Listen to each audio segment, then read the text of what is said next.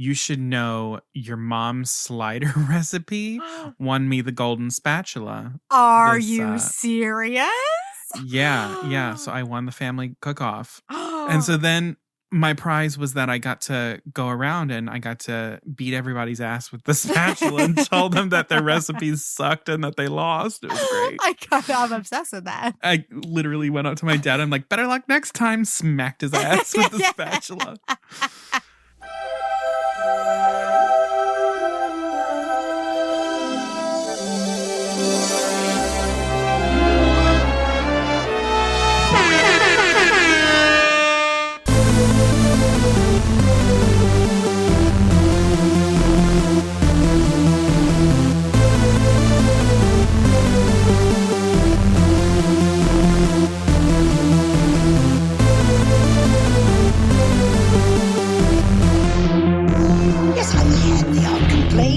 But on the whole, I've been a saint to those poor unfortunate souls.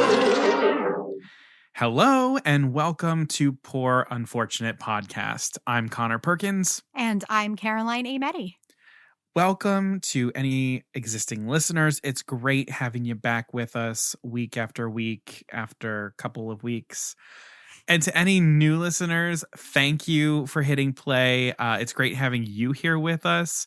If you haven't already, make sure that you hit follow or subscribe wherever you're listening to the podcast so all of our episodes download to your device.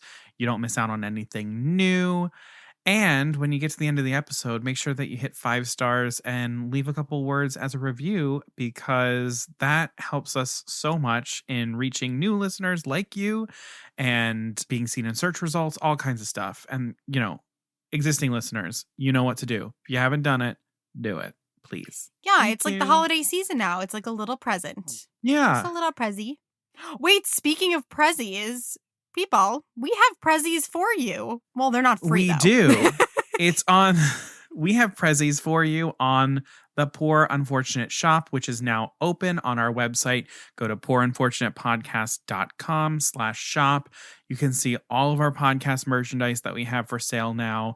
It's fresh off the presses as of October 31st. Mm-hmm. So if you are a fan of the podcast, have friends or family who listen who might love some merch for the holiday season, it's a great gift that you can get them. Please note that holiday sales, you will want to make those orders by December 12th in order to get them in time for the holidays. So go on the Poor Unfortunate shop, check it out. Yeah. From the people who have already ordered stuff, the pictures that we're seeing, the merch looks great. And this is truly like unbiased. Like we each have a sweatshirt. So soft. I so paid for comfy. it. Yeah, I paid for it. We paid for it. Also, yeah, we're not trying to make money off of this merch here, people. We just made merch because you all asked for it. So yeah, go ahead, get your merch. I'm wearing the sweatshirt right now as we're recording. It's super comfortable. I look fantastic in it. He does. I also got one of the dad hats and I love it. Like when you're wearing your athleisure on the weekends, running your errands, I just put my little dad hat on with that and it looks nice. Exactly. I love it. Yeah. So there's lots of stuff there. Check it out. And if you're someone who has a fun idea for a design, message it to us. If you're an artist who's like, oh, I think I might want to design some merch for you guys, hit us up. Let's talk about it. We can talk pricing, like that sort of stuff. Like happy to collaborate with people who want to work with us. So yeah, but Poor Unfortunate shop, it's now open. Grab your merch. And make sure that your holiday orders are in by December 12th. Woohoo. All right, Caroline, what's new? Well, something that I just saw on Instagram yesterday was that Disney Cruise Lines just purchased a partially completed ship. So something that exists already that they are going to make a part of the Disney Cruise Line fleet. And this ship is going to be based outside of the United States. So we've got another ship coming to the fleet. I actually forget how many we have now, but it's growing and it's growing fast. Yeah, very rapid. Yeah. Very rapid. Yeah. So that caught my eye on Instagram yesterday. And then just a small thing, but like we all know in Disney World, my family's DVC home resort is the boardwalk. So I'm always interested in boardwalk news. And so in the location where ESPN Zone used to be, there's going to be opening Flashback. throwback. We used to like that. It would be like the first place we would eat when we would get to the boardwalk. So it's so funny my to think about the God. fact that it's not there. There will be opening the new cake bake shop. And so they just released some of the concept images for that. And it looks like it's going to be lovely. And if I am It looks beautiful. It's like Crystal Yeah. Palace kind of vibes. It's very classy. They're classing up the boardwalk a little bit. Not that it was not classy before, but there's going to be, I think it's in the cake bake shop. There's also or maybe that's the place that's going to be next door. There's going to be a place to have like high tea in the afternoons. So listen, classy. Love it. Well, speaking of some other park stuff, I didn't report this from last episode, but Believe Sea of Dreams, the new nighttime spectacular at Tokyo Disney Sea, that is open. It opened on November 11th. It looks stunning. Oh my gosh, yeah. I saw some of the merch for it, and the merch looks amazing too. Yeah, it does. It does. And an acquaintance of mine, his brother designed it, and lordy, it looks so good. I follow his Instagram, and I got to see some video that he took of it and some of the concept designs of it. It looks fantastic. They really have figured out what to do with a lot of the things that they used in Fantasmic that have been repurposed from so many other shows and like make it all feel fresh again. Yeah. And it just like looks really epic. Really, really epic. So I'm excited for Believe Sea of Dreams. There. We do. We really do. We really do. Other parks news, Mickey's Toontown got its reopening date. It'll be March 8th, 2023. So that is in Disneyland. Wow. Toontown was shut down for some retouching and new additions and things like that. That'll be opening in March with Mickey and Minnie's Runaway Railway as the headlining new attraction of the space. And that actually opens on January 27th. Oh, wow. So fun stuff happening there.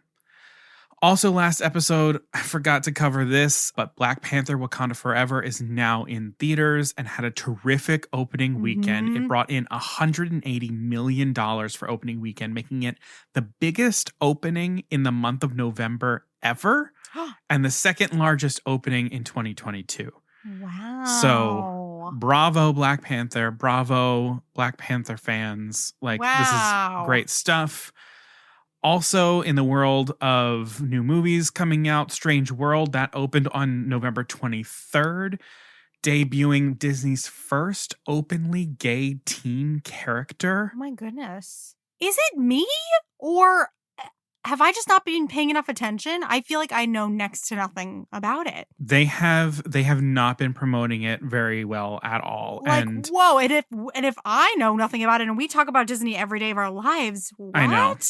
Oh, wow. It's been a pretty packed season for Disney premieres, from Hocus Pocus 2, Disenchanted, Black Panther, Strange World. There's just so much content all the time that I think there's a bit of a mismanagement that's happening, given that Strange World is a Disney animation theatrical release.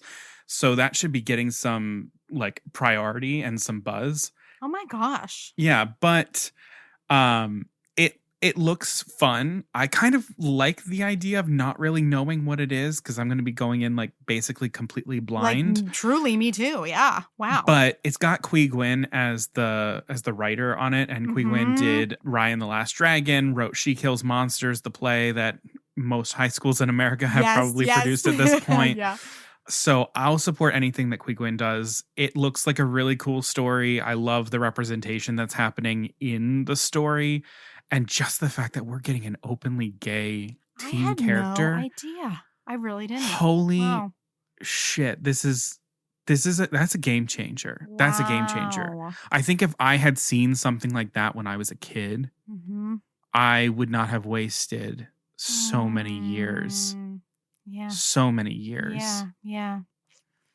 So Wow, I didn't know. I'm excited for this. I gotta spread the word. Sheesh. Yeah, I'm excited for this. It's also just, I feel like I don't know what's happening. I'm not doing my due diligence right now because you posted the Elemental trailer and I have yet to watch that too. I'm just feeling a little bit out of the loop. Oh my God, it looks so good. Okay. It looks so good. The vibe is 100% right.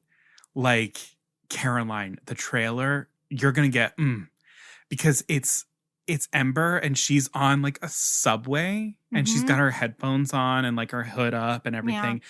And it's all of these other like elemental characters and it's just like a subway car and she's walking and then she goes to the doors and she gets like her headphones knocked off and she reaches down to grab them and then a drop of water falls down onto her hand and like makes steam and she's like, ah, and then she looks up and Wade, the water element character, is there and it's their meet cute. Oh, it's so good. Oh, it looks so good. It doesn't feel like it's gonna be. Is it gonna be like Inside Out, but just kind of like rearranged? It feels very different from that. Okay. I was worried that I'm like, this is gonna be the same sort of thing. It feels very different. It actually feels more in the vein of like a Zootopia situation. Interesting. Okay. It looks really cool. I'm pretty into it. So okay. And it's a romance. Which I love. Yeah. All right. And we haven't had a Disney romance in a while, really, since like WALL-E. I know. Like just like a true rom-com kind of situation. Okay. I need some of that. So excited for Elemental. In the Disney Plus world, Andor had its finale on November 23rd. Also, Mickey, the Story of a Mouse documentary, that dropped on Disney Plus on the 18th. My dad had it on that night. I sort of caught the last half of it. It's really good. It's really good and really moving, and everyone should watch it and pay attention to the moments that they talk about the bake-off that happened to reinvigorate Mickey in the late 2000s, and just let that remind you that there's still such wonderful creativity at Disney. And that was when Bob Iger was like, we need to retake control of Mickey. People are seeing him as a shell, as this like jaded, like commercial icon. And we need to remind people who Mickey is, and was like, everyone send me an idea of Mickey. And that is what got us Epic Mickey, the video game. It's what got us the Get a Horse short. It's what got us the new Mickey Mouse shorts. Yeah. It truly reinvigorated Mickey Mouse. And it was a really well done documentary. I didn't catch the first half. I'm probably going to go back and watch it, but essential viewing for anybody. It's really, really well done. That also makes me think of, I'm sure it's available outside of the Disney resorts, but I watched it when I was in Disney World, is the special on the Disney World 50th anniversary hosted by Whoopi Goldberg. I watched that. I don't know if that's on Disney Plus or not, but I watched that when I was in Disney and the resort TV. That was also fantastic. We all cried watching it.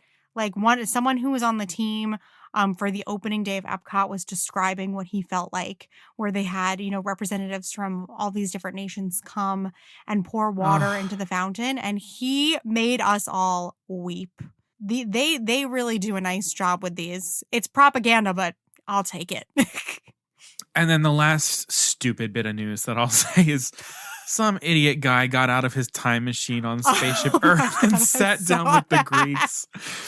I mean, to me, looking at that gave me the same feeling as like, when you're like in a big group of people and you're like, what if I just stood up and screamed right now or something? I was like, yeah, it's the same feeling of like, what if I just got out and sat up? And he just did it. And I mean, we shouldn't be laughing. It's terrible, but wow. it's terrible to do. But like, if you're going to get kicked out of the parks, like, honestly, that's probably one of the ways that I do it. And you just if you have want to a lifetime ban from Disney World, the pictures of it are hilarious and amazing. But like, folks, don't do that, because that's just going to bring down a whole lot of shit on some very low level employee who is not making enough money to deal with your shit. Absolutely. Yeah. You should not be laughing, but boy, that picture is something else. The picture is amazing, but you can also Photoshop yourself into that picture and get the same idea. Yeah. So that's the Disney news that we've got for now. Let's get into the episode then, shall we? Yes. Please. All right. So this episode is our tips and tricks episode.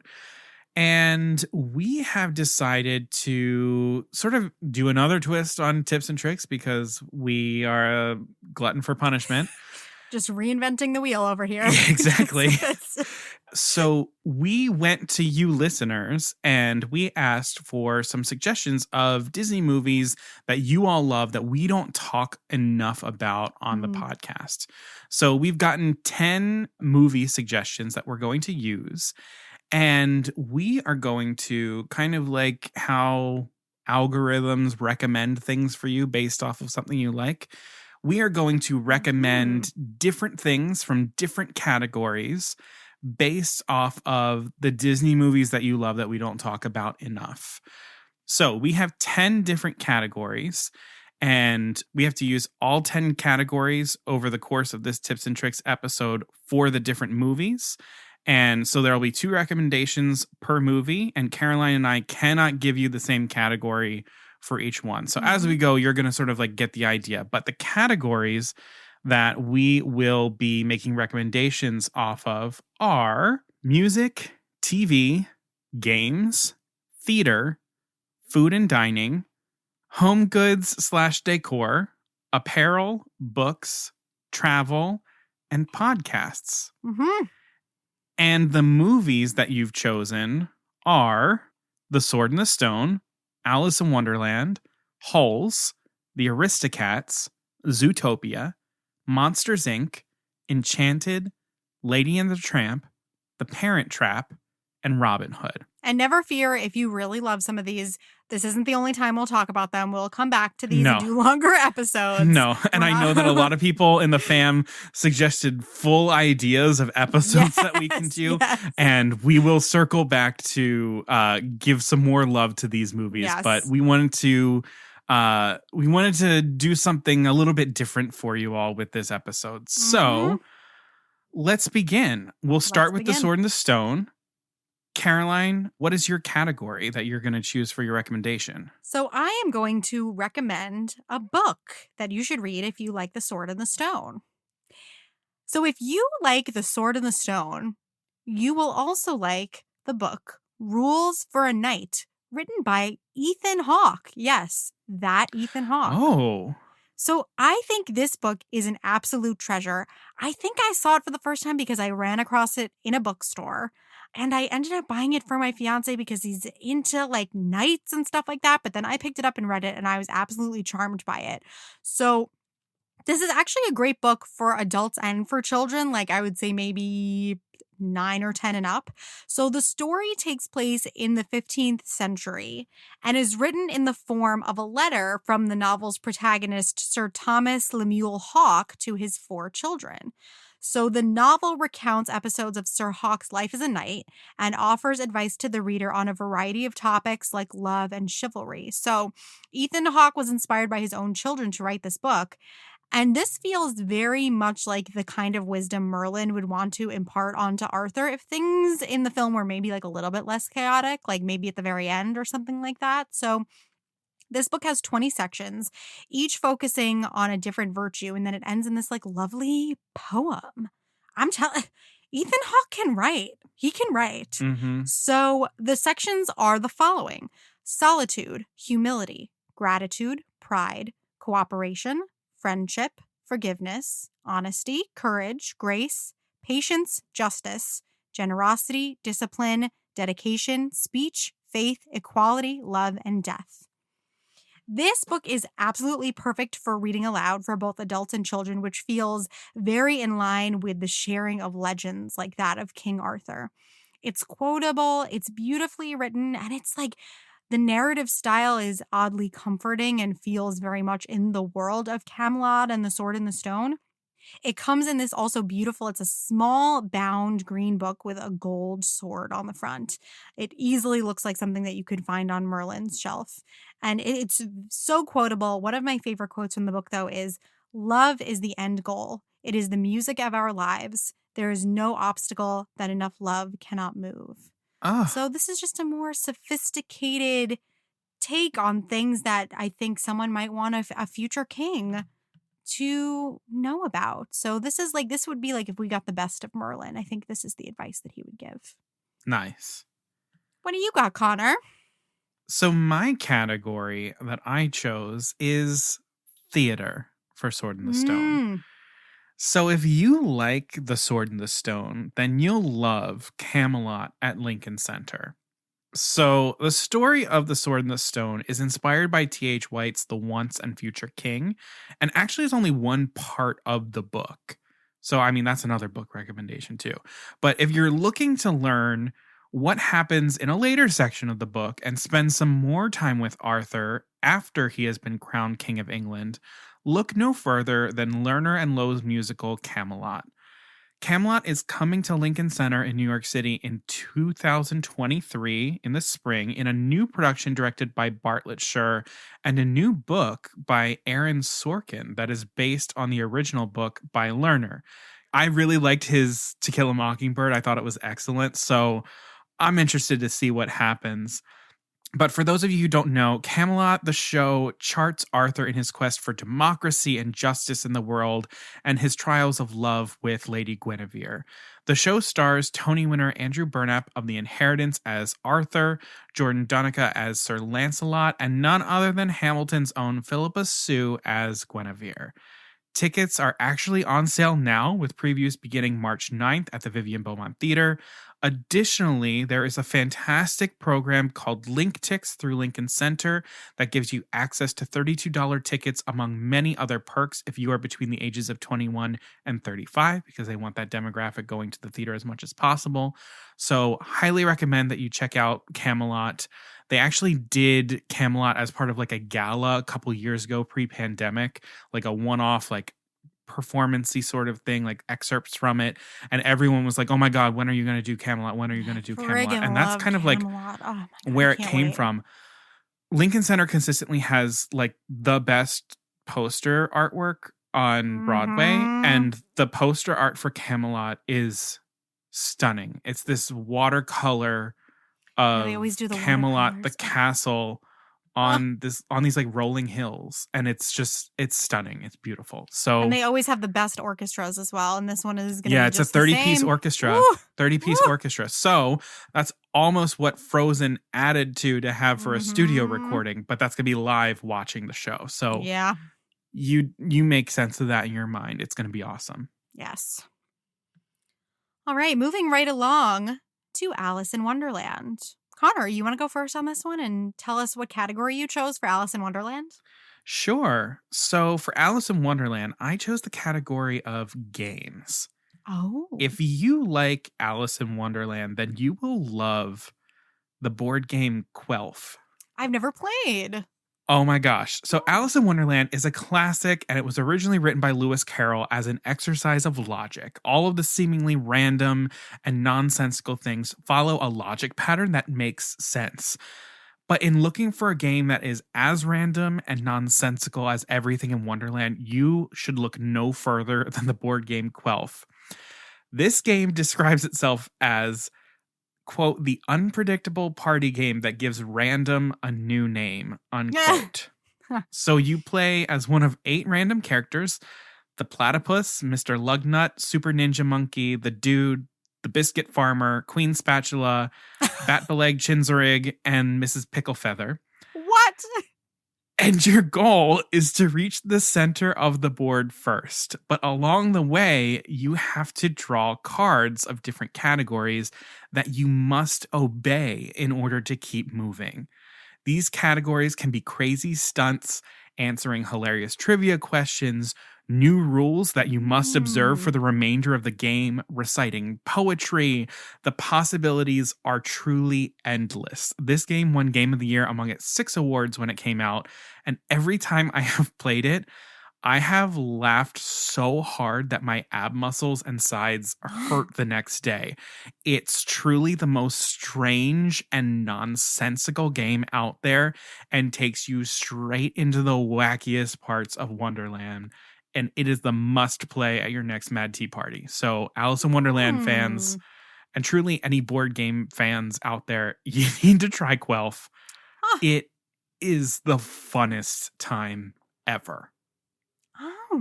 Okay. I'm surprised you and I haven't played that together.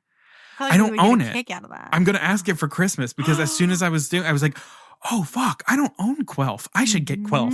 Oh my God, it's so fun. Yeah, that's a great match. That is so very Wonderland. Yeah. I love that. What do you have? So I chose apparel for Alice in Wonderland. So if you like Alice in Wonderland, I think you will like the brand Selkie. So if any of you follow Disney influencers, which I'm sure you pretty much all do, you've surely seen them flouncing around the parks in their whimsical puff dresses from Selkie. So Selkie is founded by designer Kimberly Gordon. She grew up in love with folklore and make-believe, and her designs can help you channel both Wonderland and also English riverbank Alice vibes. So Kimberly Gordon talks about what she wants customers to feel when they purchase one of her pieces. And she said, there have to be so many women out there who want to find themselves or are looking for themselves again. And maybe this company can be a representation of my age group who are looking for joy later on. So this feels very in line with the desire that Alice has to find something more beyond the ordinary life that she's leading. So the origin of Selkie, the name also feels very Wonderland to me too. It's very fairy tale-esque. So it's magical, but it's got a little bit of a twist to it as well. So this is what the Selkie site describes as the inspiration. So in Irish, Scottish, Icelandic, and Scandinavian folklore, the Selkie is a woman of the ocean who lives inside a seal skin. When she comes up to the rocks, she slips out of her skin to bask in the sun. If a man is able to steal her skin while she sleeps, she's forced to become his wife and live on land. But if the Selkie finds her skin again, she transforms back into her true form and immediately returns to the sea free. Love that. So kind of tragic, though. It's tragic, and it's also that's what I'm saying. It's a little bit weird, which Wonderland is always just so. Yeah. I never got into Alice in Wonderland, so there's just some edge to it that I could never quite connect with. Sure. So the puff dress is Selkie's most popular style.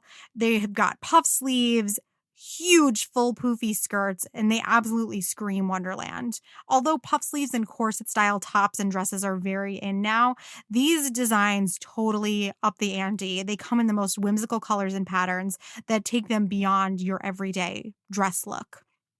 And that's what Wonderland kind of feels like to me, taking everyday elements and things that are familiar to you and amplifying them or turning them on their heads a bit. Mm-hmm. Some dresses feature toile patterns, while some are covered in lace around the collar or have stylized Peter Pan collars. So if you were going to venture into Wonderland for a tea party in one of these beauties, you would 100% fit in. But if you wanted to channel more real-world English Alice, then the day dress collection on the website is full of more demure, longer-length cotton dresses that are in more everyday casual prints. And then the Ritz dress collection, this one is totally for the Queen of Hearts. Floor-length, dramatic gowns with ruffles fit for royals who want to be the center of attention. And may I note that you could totally play croquet in any one of these. So definitely take a look. They are so much fun. They are not cheap. They are an investment. But when you look on the website, you can tell that they're really made with care. And they're extremely size inclusive, which I also just absolutely love. Yeah, hey, we love that. All right. So the next film that we're tackling is Holes. Caroline, what category have you chosen for your Holes recommendation? So I chose TV. So pardon me, everyone. I've got two options here. I've got one that's a little bit more family friendly and one that is not. So if you like Holes, I think you will also like the Wayside series on TV or the series Mayor of Easttown. Mm-hmm. So let's start with the Wayside series. So Louis Sacker is the author of the book Holes, which inspired the film, of course. I was fully obsessed with so many of his books growing up, and some of them being from the Wayside School series. I remember one of my teachers in 3rd and 4th grade read them aloud to us. I was totally captured. So the book series was developed into a TV series that briefly aired on Nickelodeon. Like the books, it follows Todd, a new student at Wayside School, a bizarre 30-story school building where everything's upside down and mixed up, and rumors swirl about the mysterious, blocked-off 19th floor. I remember that sticking with me so much. What was on the 19th floor? And you live on the 19th floor. You're right. That's so spooky. It's spooky. Yeah, this book totally captured my imagination growing up. And I haven't seen the series, but I will be seeking it out after this because I'm assuming it's going to have a lot of the same off-kilter, twisted, but still kid-friendly vibes that I feel like Holes is it's a very specific place with that. It's very grown up and dark, but still accessible to children. Very interesting. The whole situation with Kiss and Kate, yes. Oh my gosh. That shook me when I was a kid. That shook me. It's so good. I'm like, oh yes, we're given racial justice here. We're getting everything. Romance. Oh, love it. You know I loved the romance. Oh, please. Crimes. Oh. And also just like in the film having Dule Hill and Patricia Arquette, like yes, absolutely yes. Oh my God. Absolutely yes. So actually on that note, if you want to kind of have that same feeling that you had when you were a kid watching Holes, I recommend HBO's Mayor of Easttown starring Kate Winslet. So in it, Kate Winslet plays Detective Mare, who investigates the murder of a teenage mother from her town. And she is also still haunted by another case of a missing child that she's been unable to solve for the past year. This show absolutely had me on the edge of my seat trying to get a step ahead of the mystery that started to unravel. And it's much like I felt trying to figure out what the hell was going on at Camp Green Lake in Holes. Mare and her family are also extremely vivid and imperfect, and they really bring to mind the fantastic cast of characters from Holes. I truly loved it, and sometimes it's hard to, kind of be surprised when you're an adult and we can kind of get one step ahead, and I could not figure this one out, and it had me on the edge of my seat. It was fantastic. Yeah, Mare has you... Every single time you've got it figured out, like you do not have it I really thought I had it figured out so many times. I thought I did too. Yeah. What do you got? So for me, I opted to use the category of podcasts as my recommendation for Holes. So I was a huge fan of the book Holes when I was a kid, and I thought the film was excellent too. In addition to being a well-structured story, it was also my young self's introduction to the injustices of our justice and prison system that are obviously much worse and insanely more persistent than I could conceive. So if you liked Holes, I think that you would love season 3 of the popular podcast Serial from the creators of This American Life, hosted by Sarah Koenig. This is the investigative journalist podcast that took podcasting into the mainstream by telling a nonfiction story over a series of episodes in a season. Now, most people, when they think of Serial, they think of season 1, which covers the case of the 1999 murder of Heyman Lee in Baltimore and Adnan Syed, her ex-boyfriend, who was convicted in the case. The podcast revisits that case and starts to put their own independent investigation together to see if Adnan may have been falsely convicted. Now, for that matter, in terms of false convictions like Stanley Yelnats, season 1 can also be a good recommendation. But I'm recommending season 3, which follows the normal operations of the American criminal justice system, as opposed to the more extraordinary cases that they'd covered previously. Sarah Koenig describes this season as, quote, a year watching ordinary criminal justice in the least exceptional, most middle of the road, most middle of the country place we could find, Cleveland, end quote. The episodes follow different cases, primarily focused on cases heard at the Cuyahoga County Court of Common Pleas at the Justice Center in Cleveland. The injustices of the cases range from a woman who is being harassed at a bar being the one arrested and tried in court, to police brutality cases with profile episodes of prosecutors as they negotiate a plea deal, and an analysis of the criminal justice system's adverse effects on youth. For all of those reasons, this podcast is at the front of my mind when thinking about the minor offenses that have landed the boys of Holes in a horrible situation with the criminal justice system and victims of an abusive private juvenile detention center, basically. So Serial season 3, that is the recommendation. It's a wonderful, enlightening, mildly horrific ride in many ways that Holes is as well. Yeah. That's good. All right, moving right along to the Aristocats. Connor, what category did you choose for this? All right. I chose the category of TV for the Aristocats, and I was actually really proud of this one. Okay. So if you like the Aristocats, you will love Schitt's Creek. When thinking of the characters from the Aristocats, we've got this wonderful, well-to-do family of cats, through no fault of their own, finding themselves far from home in the French countryside and having to survive with folks a bit more simple and rough around the edges. And what better TV show encompasses that than Schitt's Creek? The show, if you haven't watched it yet, stars Eugene Levy, Dan Levy, Catherine O'Hara, Eddie Murphy, and it's streaming now on Hulu. It's not on Netflix anymore. It follows the rich, affluent, and eccentric Rose families fall from grace after all of their assets are seized, save their ownership of a small town called Schitt's Creek. There, they live in a motel and struggle to adapt to a simpler life, and along the way find a greater bond with their family and extend that to the kind, homegrown folks of the town, with a shit ton of laughs along the way. If you haven't watched this incredible Emmy-winning comedy, this is your excuse right now to go watch it.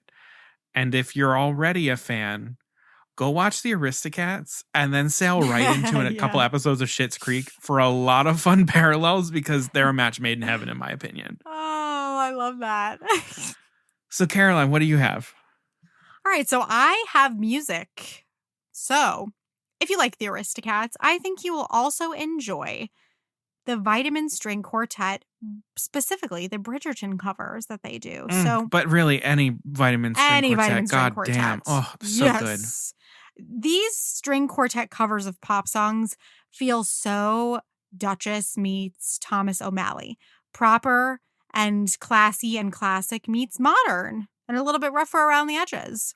So it's funny, like when you look up Aristocats online, it's listed as a romantic musical comedy. And these songs totally have this vibe, and so does Bridgerton in spades. So some of my favorites of the Bridgerton covers are Thank You Next and Dancing on My Own. Dancing on My Own's from the newest season. But this group, as we just said, has also covered tons of pop hits outside of Bridgerton.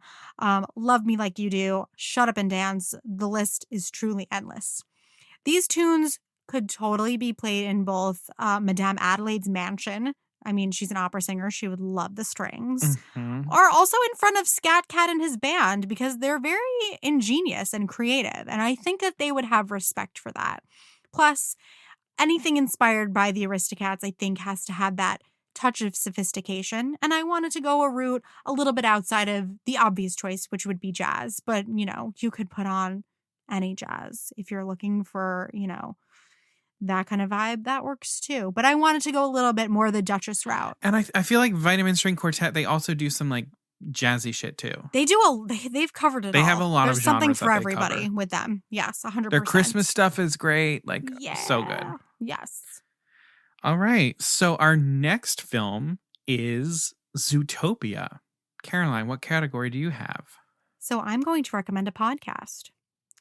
If you like Zootopia, I recommend We Can Do Hard Things with Glennon Doyle. First of all, I feel like We Can Do Hard Things is like basically Judy Hopps' motto.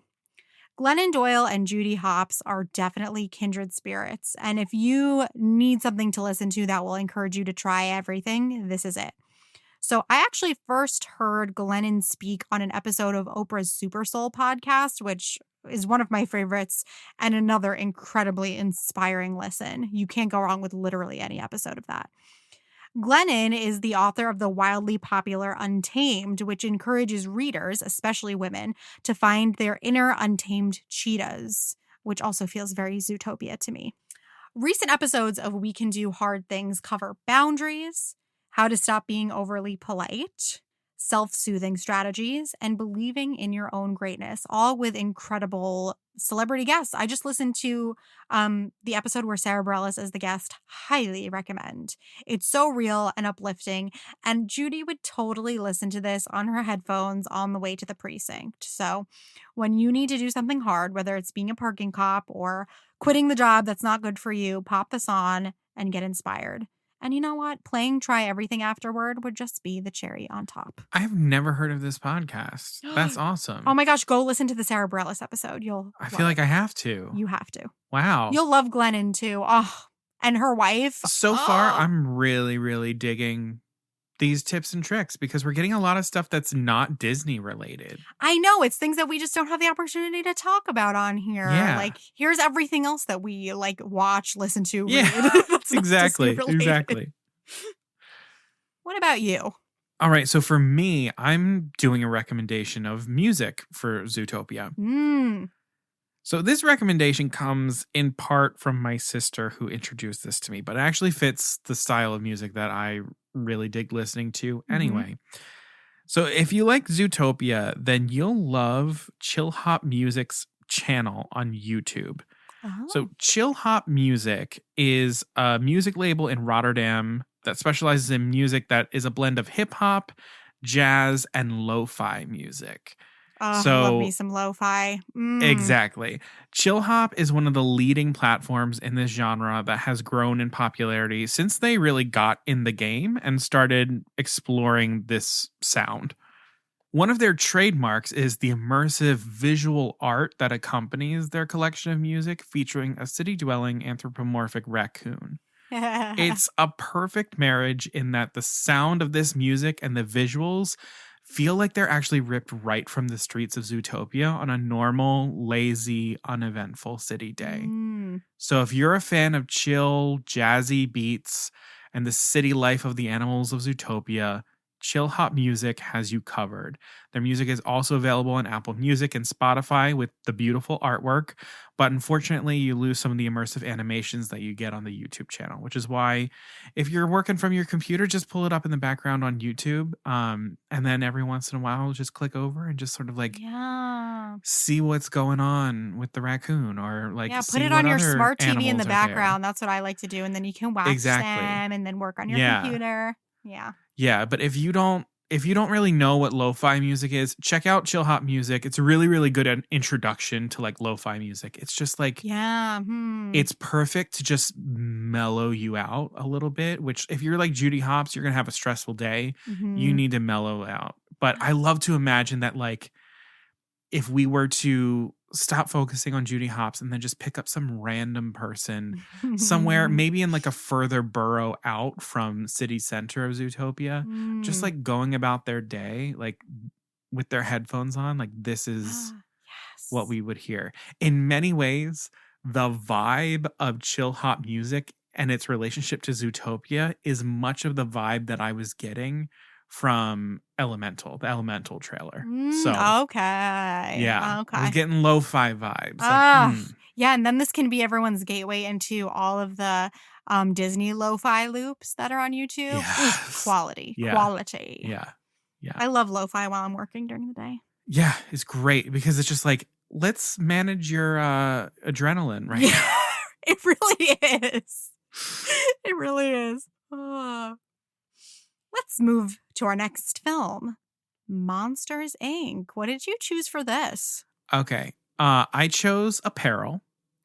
And I know that I had said that I'm not doing recommendations that are mainly Disney, but this I'm going to refer you to something That's that is slightly Disney related. This is still a Disney podcast, lest we start forgetting today. Yeah.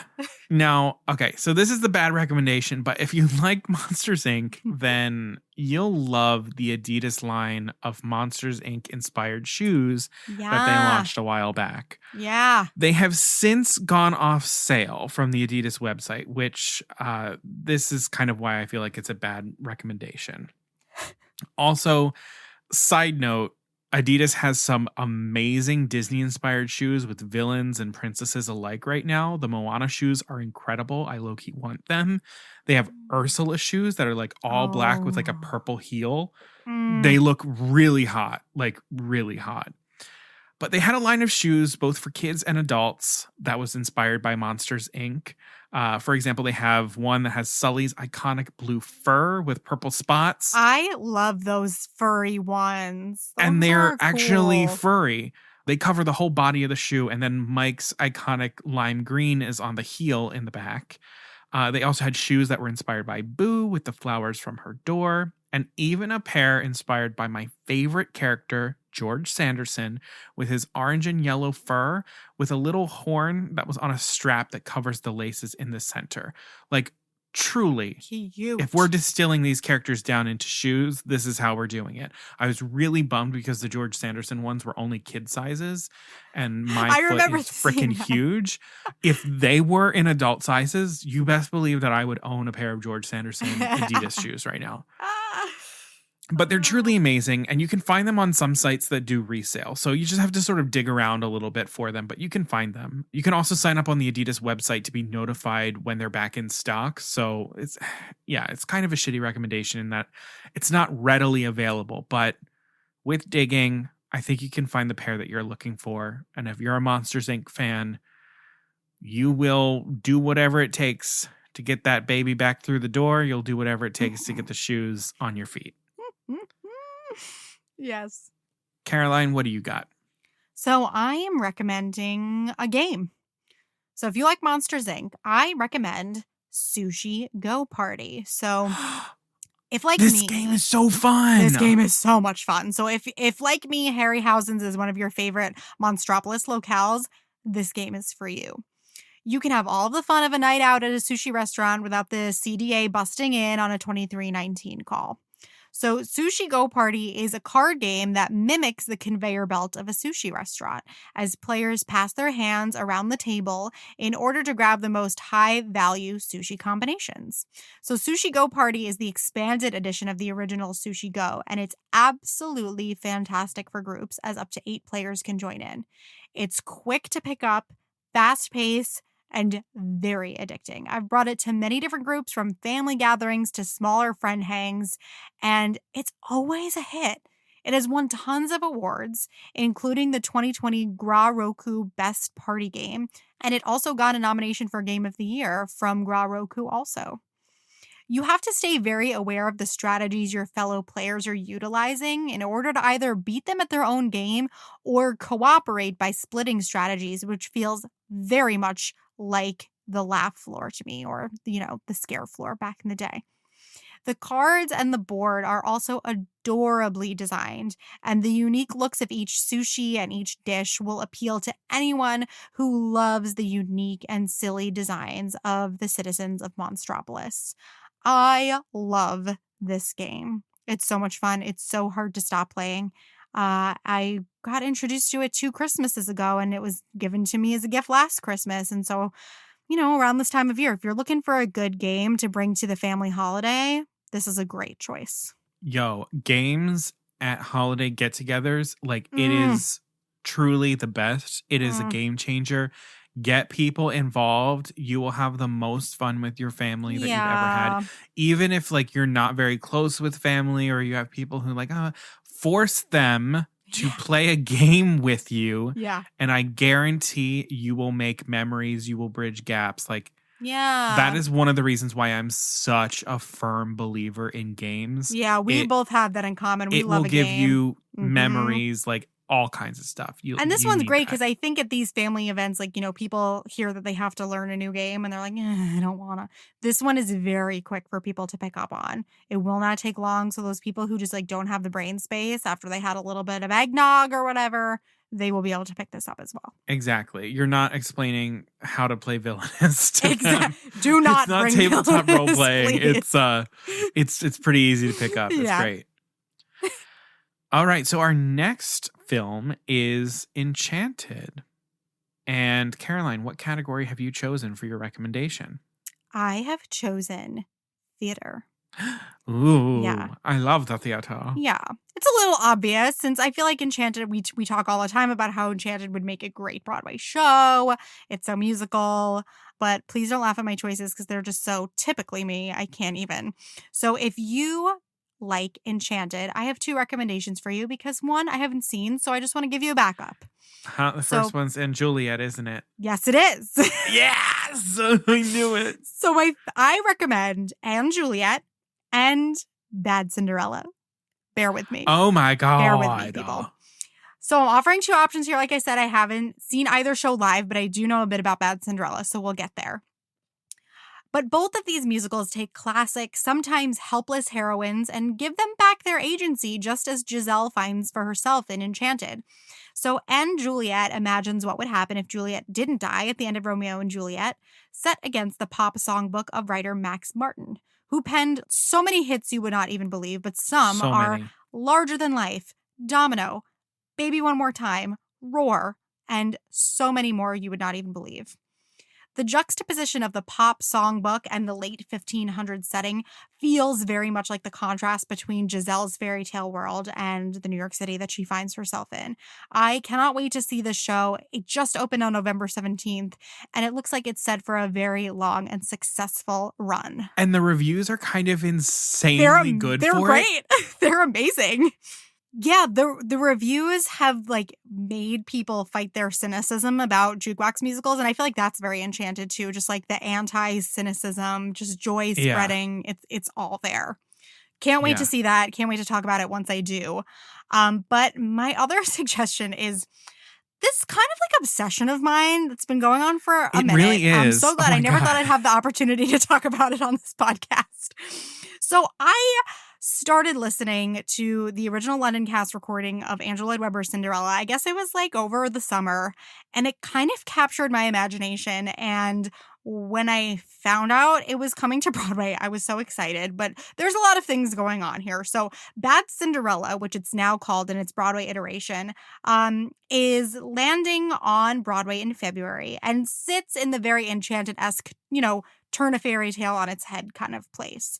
Do we know what theater it's coming to? Yes, it's coming to the Imperial. Mm-hmm. Oh, okay. Yeah. So we have yet to see, like, the theater in London had the ability to become a theater in the round, and the seats moved. And I don't have high hopes for that to happen at the Imperial, but if it did, it would make my entire year. So, formerly known as Andrew Lloyd Webber's Cinderella, the show is a West End import. It has a complicated history. Folks might have some mixed feelings with Andrew Lloyd Webber because of it, hence my Anne Juliet suggestion as well. But in this story, Cinderella, like Giselle, is very much a fish out of water in the kingdom of Belleville, where beauty and appearances are the most important thing. She realizes she has fallen in love with Prince Sebastian, her childhood friend, and the events of the classic fairy tale are set in motion with some major twists. So if you love So Close from Enchanted, you should listen to the songs Far Too Late and Only You, Lonely You, the latter of which might be one of my new favorite musical theater songs literally ever, and that I am not kidding about. So this Cinderella is as sharp-edged as Giselle is saccharine, and I honestly find them both equally delightful. We shall see. There are a lot of changes coming to this show. I truly don't know what to expect, but I don't know. Y'all, there's no explanation for it. It's captured my imagination. So yeah, it really has. Oh my God. So I just want to talk about it with some other folks. So that's what I recommend. Wow. What about you? Oh, right. Like, I'm sorry, I just totally derailed you with my Bad Cinderella talk. So I've chosen to do a recommendation in home goods and decor that's inspired by Enchanted. Oh, tell me. So Enchanted is all about bringing the magic to the modern world. And one of my favorite things from the film is how the magical world of Andalasia is just one magic portal away. Mm-hmm. So if you like Enchanted, then you will love your very own magical book nook. Ooh. These are magical diorama bookshelf inserts that make it look like an entire miniature magical world is alive right next to your books. Two of my favorite sellers of these dioramas on Etsy are, and I'm going to butcher this one, but it's La Casa della Trebefane, I don't know. Trebefane. I don't have to say it when I type it into my computer. Right. And they sell fully built illuminated portals for your bookcase. And then the other one is Lost in Alley, who sells DIY kits, often illuminated as well, that allow you to create the magic with your own two hands. When I was thinking about home decor that really captures a mini magical world in your own modern home, this was the choice. They have worlds that are inspired by literary classics from Pride and Prejudice, The Lord of the Rings, even Harry Potter and Stephen King's It, while also having more wow. generic and ambiguous fantasy worlds that you can bring into your home. They're beautiful and insanely detailed to really feel the immersion and that illusion that there is a world right next to your book. Mm. And there are also some equally beautiful cutout silhouette shadow box versions available too, which they look amazing. There's a bunch of different sellers. Go look on Etsy, look for Book Nooks, and you'll see a lot of really, really amazing designs. But now you can bring your own Andalasia right into your home and look over to remind yourself of the little bits of magic in your life. I want one. I want one. Yeah, one of the most popular ones that people see is the like mini Diagon Alley, where like it's the shape of a book, but it's open and illuminated, and you see the little buildings, and that sort of like has an illusion of like curving around the edge. So it just looks like it goes on forever. And then there are some that will do tricks with mirrors and sort of make it look like there's like an infinity library or something right next to your books. Like people go crazy with the designs for these dioramas, and yes, you're going to pay a pretty penny, but you're paying an artist who's like building a magic world for you that lights up. And to me, that's worth it. So that's my suggestion. It's a really cool way of just being like, oh, this little magical moment in my house. A portal. I love it. Let's move on to Lady and the Tramp. I just love Lady and the Tramp, especially at this time of year. So what did you choose for Lady and the Tramp? Okay, so it's kind of basic, but I chose food and dining for Lady and the Tramp. Oh my God, yeah. You know, food and dining. And if you like Lady and the Tramp, then you will love a recipe for spaghetti in meatballs. Not spaghetti and meatballs, spaghetti in meatballs. Oh, yeah. Nothing is more iconic from Lady and the Tramp than the scene at Tony's where Lady and the Tramp share a plate of spaghetti and meatballs. And my recommendation would be this very fun recipe that I tried with my sister Erin a few years back. That is this fun spin on the meal, spaghetti and meatballs. Basically, you cook your pasta. I recommend angel hair pasta, spaghetti, or linguine. And it's important not to break it. You don't need much, so you can take small amounts of the cooked pasta, you twirl it, and then you place it at the center of your meatball mixture and mold the meatball around the pasta, which is twirled in the center. Then you stick that in the oven to bake, and you serve it with marinara sauce warmed as your dip. It can make a great appetizer for a gathering if you're making them small to average size.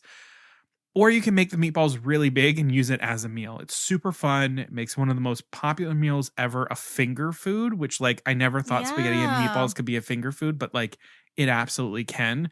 Could be something really fun to try at a holiday get together, something like that.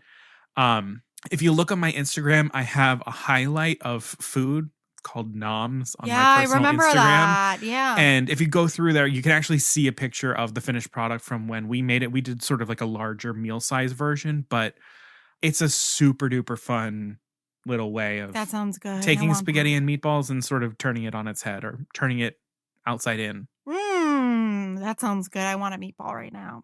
And also would be so much more accessible for Lady and the Tramp, though unfortunately, like wouldn't have brought them close to kissing. But alas.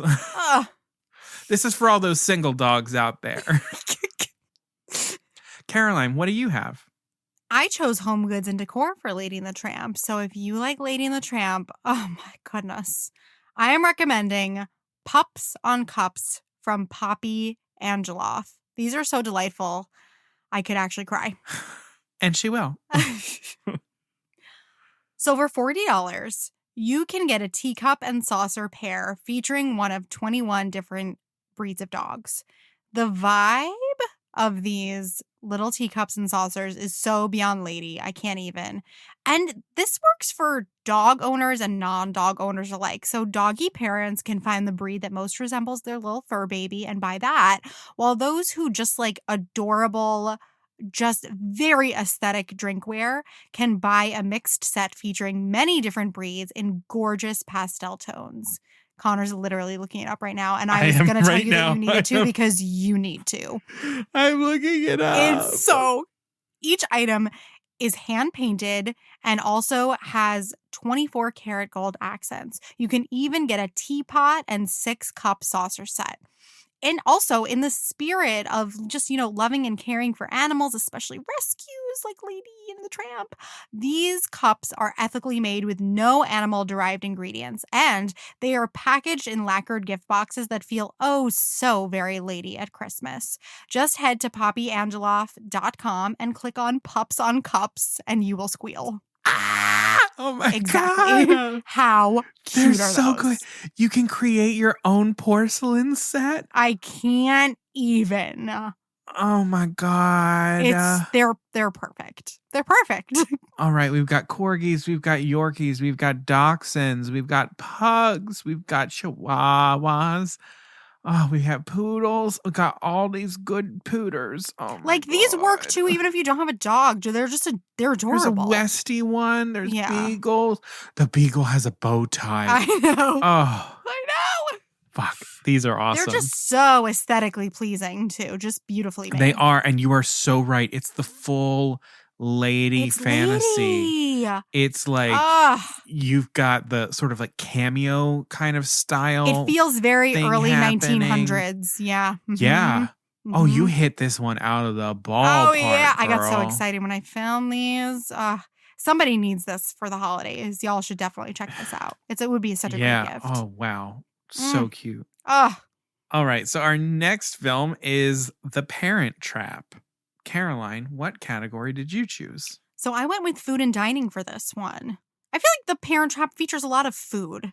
Like it does. Oreos dipped in peanut butter, chili from Chessie. I mean, it goes on and on. So I'm sorry, I'm being a little bit chaotic, and I've chosen 2 things again. I'm really sorry. Oh my God. I'm sorry.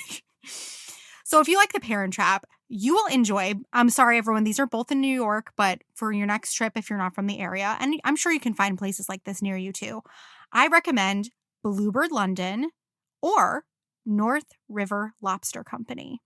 So Bluebird London is for those of us whose favorite portion of The Parent Trap was the wedding salon montage with Never Let You Go played over it. So Bluebird London is located in Columbus Circle and overlooks Central Park, and it just oozes class, glamour, and a little bit of British fun. So afternoon tea, I've had afternoon tea here twice. It was magical both times. The treat tower is served, everyone gets their own little individual gold bird cage with all of the little treats inside. And you can even opt for a boozy tea option. And so it can come with a little bubbly or a gin and tonic bevy. It's just all very, very British. Oh God, bevy. Bevy. Get out of here. It's a bevy. Get out of here. It's a bevy. On weekends, they have a jazz brunch with a live singer. I've been there for that. Absolutely incredible. And the bar is just very warm and inviting. Elizabeth James would be so at home here. So when you go, just don't forget your top hat with a veil. Oh God, yes. Oh, try this. Never let you go. Hey, I never let you go. Wow. Wow. Woof. But if that wasn't your favorite part of the movie and you want to channel more of the energy of Elizabeth and Nick's romantic meeting on the high seas, look no further than North River Lobster Company. This is a New York City dinner cruise that's actually affordable. So, of course, there are tons that will take you up and down the Hudson to see the Statue of Liberty, but this is going to be in everyone's budget. So the boat leaves from Pier 81 on 41st Street in New York City, and cruises travel either up the Hudson for an hour for $10 or 2 hours to the Statue of Liberty and back for $25. You can even buy a pass for the whole spring through late summer season to up your chances of a meet cute.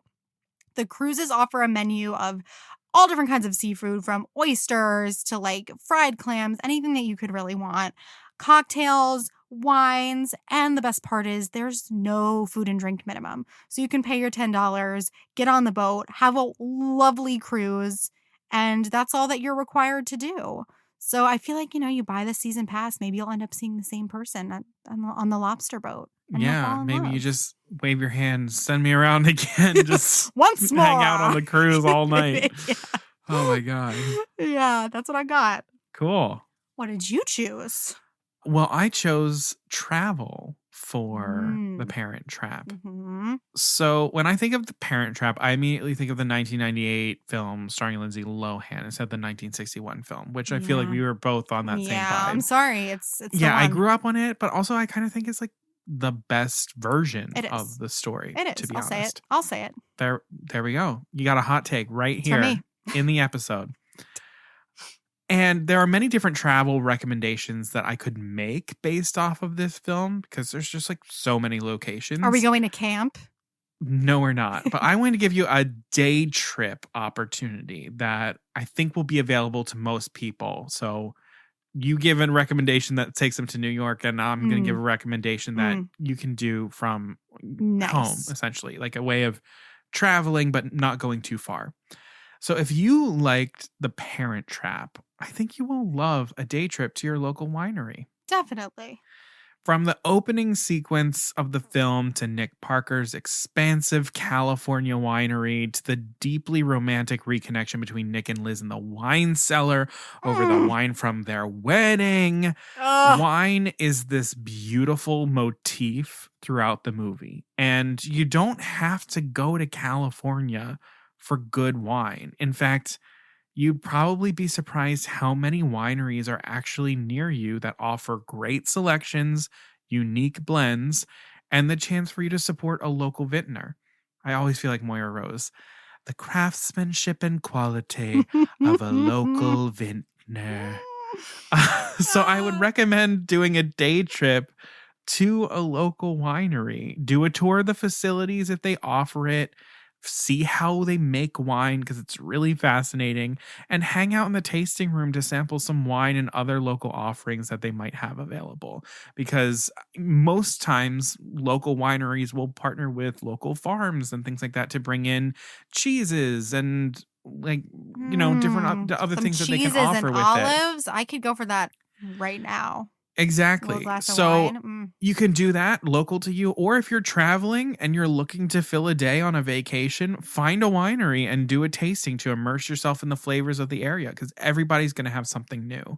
I personally, in Maryland, we have a local winery that my dad actually does a lot of work with. They're called Harford Winery, and truly never even knew. I was like, oh God, we have wineries in Harford County, yeah, Maryland. You're right. There are places you wouldn't expect. Yeah. You wouldn't expect them. And it's probably my favorite wine, like ever. I love their wine. It's so, so good. So you'll be surprised what's local to you and the really great wine selections that you could have. So just make a day out of it. Do a little bit of light traveling. If you want to go a little bit further away, see a couple counties over or go across the state line, just check out what's available to you. It's just like a fun way to sort of toast The Parent Trap while getting outside of your normal day-to-day travel routine. Now that we're adults and drinking wine, I want a Nick Parker wine label. I want to drink his wine. Oh my God. When he goes down into that wine cellar, I was just like, oh God. No, I was just thinking, I was like, shit, I got to rewatch this. And then when he opens up and he has all of the wine, he's been buying up all the wine from their wedding. I was like, yeah. Oh my goodness, we are at our last film already. Whew, this was fun. We are. Connor, Robin Hood. What did you choose? All right, so I chose my last category, which is books. If you like Robin Hood, then you'll love the Kingkiller Chronicle series by Patrick Rothfuss. This has been like my recommendation of the year since I plowed through this shit. Everything that's available so far in this series later this spring. This series had been recommended to me for years, and I finally settled in and started it, and I'm so glad I did.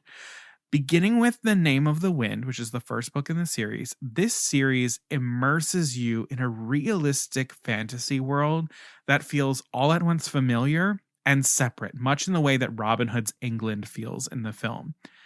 It follows the life of an infamous adventurer and musician named Kvothe, as recounted to a scribe over the course of 3 days. So he tells his life story over the course of 3 days, and each day is a different book in the series. The story Wow. makes really interesting use of narration as the present day is told in the third person, but switches to the first person as Quoth dictates his story to the scribe, starting his days as a young boy through his adventures as a man. And it reminds me very much of Alan Adale, the rooster in Robin Hood, and his unique narration, both being outside of the story and within the story himself. So if you like that sort of spin on literary and storytelling conventions, this is a must read. But even in content, it's the story of an ingenious, rebellious young man enduring poverty and rising above all odds to become more than a man, but a legend, much in the same way that Robin of Locksley is a legend as well. I will recommend this series till the end of time. Be forewarned, though, that the author, Patrick Rothfuss, is a perfectionist. The Name of the Wind, which was the first novel, that came out in 2007. It was followed by his second book, The Wise Man's Fear, in 2011. The third book, The Doors of Stone, that is meant to complete the 3-day cycle of Quoth's retelling of his story to the scribe, is still not out Woof. as of 2022 with no release date Oh scheduled. my gosh. So enter knowing that, savor it, reread all of it, but please, oh please, read this mastery of modern fantasy and American literature. It's so good. He even brought out a little novella that accompanies it that's like a separate character, sort of like mini story that's like beautiful. The writing is just some of the most beautiful writing I've ever seen. It's easy to read. It's poetic. It's like, it's absolutely amazing fantasy. I think you actually might like it now that I think of it. Okay. There's a lot of romance in it too. Is there? Yes. Oh, yes. It feels kind of like Princess Bridey in a way. Oh, It's not like all dragons and beasts and monsters and stuff like that. It's a more realistic fantasy. There is magic, but the magic system is really, really like complex and specific and interesting, and it's not referred to like as magic. It's called sympathy because it's like you're taking magic or like you're generating a fire by taking heat from another thing and like channeling it into something. It's like it's very interesting. But I'm going to have a Caroline moment real quick, and I'm also going to give you Agent of Chaos moment. I'm going to give you a second recommendation that is not of the books category. I'm giving you a dining bonus.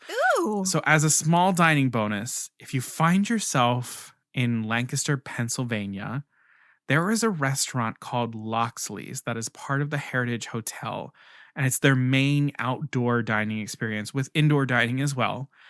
And when you arrive at the hotel, the first thing you see before you even see the hotel is this giant treehouse structure with wooden staircases and decks connecting smaller rooms above, beautiful stonework and arches, a giant open patio space, a massive Tudor-style curved wall like a fortress, and gorgeous landscaping as well. This is Robin of Locksley's Sherwood Forest hideaway, realized as a restaurant with cozy private environments tucked high among the tree branches, a large, airy and open outdoor space, and 3 bars that are centralized around a tree at the middle of all of it. I want to go. It's the full-on Merry Men in Sherwood Forest surrounded by nature fantasy. But the best part, at the end of your meal, you get to choose from a list of featured charities each month, and the restaurant will donate 10% of your food bill to the organization of your choosing as part of their The Legend Continues program. Oh my God. It's a one-of-a-kind dining experience, and I'm throwing it in as bonus because it's only in Lancaster. And I feel like it might be a little bit too niche to be an entire recommendation for me, but it's I'm just so like glad really you mentioned cool. this. It sounds It's so cool. Really cool. There's nothing like consistent about it. Like everything has its own moment. Like there's like little curves and nooks and crannies and like it's like eclectic. It's like people built this tree house, this like Mod Podge like tree house sort of thing, but it's also very like trendy and cool, and they steal from the rich and give to the needy. Kind of thing. So good. Yeah. I'm so glad you mentioned that. What do you have? All right, so I chose my last category, which is travel. So again, chaos, but same reason as you. I didn't want to keep making all of my options so New York centric. So there is Sure. one that's New York and then there's one that's not. So Great. if you like Robin Hood, I recommend, my first recommendation is the Met Cloisters in New York City. So the Cloisters, located in Fort Tryon Park, all the way up in Inwood, Washington Heights area at the tip of Manhattan, is an outpost of the Metropolitan Museum of Art. And it's truly a magical place that will have you waiting We for went Maid there Marian. for my birthday. We went there for Connor's My birthday. royal birthday. Yeah, exactly. And it's just going to have you waiting for Maid Marian to step out onto one of the parapets. The medieval style building sits on a hill overlooking the Hudson and is home to medieval gardens, chapels, and gallery rooms filled with tapestries and art dating back to the 12th century. If your faves from Robin Hood are more like, Friar Tuck and Maid Marian, this is your spot. Yeah. The unicorn tapestries, those famous unicorn tapestries, this is where they are. Exactly. The whole place is very elegant. It's peaceful. It's meant to evoke a European monastery. The cloisters are also pay what you wish. Mm-hmm. So if you're in a little, rob the rich moment, you can still you go can pay here. nothing. You can pay nothing. Yeah. They can't stop you. They have the Met Gala every year. Exactly. I can afford me to go in and look at some tapestries for free every once in a while. And just sit in those medieval gardens, I think, are my favorite parts. Absolutely stunning. Just go sit out there. Listen to a fountain trickle for a bit. Oh, yes. Go tug on an old door. Absolutely. As you do. As you do. And then if you are looking for an option outside of New York City, I'm going to talk about one that's located in New York, but they are located all over the country. And that's just good old classic Renaissance fair, people. So if the swashbuckling of the merry men is more your style, I'm going to talk about the New York Renaissance Fair, but they have some of the outposts are owned by the same people. So the folks who run Maryland the New York Renaissance Fair, they run Renaissance fairs in California and Illinois. Maryland there's a very big one in Pennsylvania every year. So the one in New York, the New York Renaissance Fair makes its home on 65 acres of land in Tuxedo Park, New York, which is about an hour drive from uptown New York City. You can absolutely fill a full ass day here. Shoot crossbows, watch jousting, see stage acts, eat a turkey leg, and even take part in a pub crawl that happens within the fair itself. There are that many places to go and drink and eat. It's pretty amazing. You can have your Robin and Marian moment on Yield Kissing Bridge and then get back to the fun. So adult tickets are $35 and children 5 through 12 are $18. It is truly delightful. The New York Fair runs from the end of August through the beginning of October, but some of the other ones I mentioned, like California, Illinois, happen at a little bit of a different time. So there's pretty much, except in the dead of winter, there's pretty much always a Renaissance Fair happening somewhere in America. I just kind of love that concept. They are they are a freaking blast. Like, I have my little flower crown saved from when I went. I can't wait to put it back on and go back again. I drink some freaking honey mead I think I had last time. In the New York one, at the end of the day, all of the performers gather on the hill and sing this end of the day song, and you just feel so much a part of it. And it's like your own little band. You feel like part of the band of merry men. It's so much fun. Oh, I love that. Love a Renaissance Fair. Alrighty, well, there you have it. Those are your 10 films that we don't talk enough about, with recommendations from both of us stretching 10 different categories, giving you variation for days, and hopefully something new and a way to explore some things a little bit less Disney inspired by Disney. So if you liked what you heard, please remember to hit follow or subscribe wherever you're listening to the podcast. So all of our episodes download to your device. You don't miss out on anything, including any bonus content that may happen. Also, please leave a 5-star rating and a written review. It does so much for us. Truly, truly, truly. We will be so grateful, especially going into this holiday season, for just a couple kind words that might help someone else out there hit play on Poor Unfortunate Podcast. And please follow us on social media. So, we are at Unfortunate Pod on Twitter. Twitter's falling apart, so who knows how much longer it'll be there. So go check it out while you can. We'll be there till the end, but we'll see. So our other options for you, we are at Poor Unfortunate Podcast on Instagram and Facebook. Instagram's where a lot of the magic happens and where we'll make posts about this episode, link you to anything from this episode that you're interested in. But if you want more of a Poor Unfortunate Podcast community, then head over to Facebook for our private Facebook group, the Poor Unfortunate Fam. So we've got almost 100 listeners over there. That's where we source the ideas for this episode. So if you want to influence what we talk about and tell us what you want to hear more about, the fam is 100% the place to go. And so we've got a lot of fantastic episode ideas from there in this past week alone. So please come over there so we can meet you, we can hear what you love about Disney, and we can cover it. So we would love to see you there. Yeah. And as I mentioned at the beginning of the episode, the Poor Unfortunate shop, she's open. Go to poorunfortunatepodcast.com/shop or just poorunfortunatepodcast.com and you can click around and look at all the stuff that we've got there because it's a website and we made it for you. Remember, holiday orders must be placed by December 12th if you want to get them in time for holidays later in the month of December.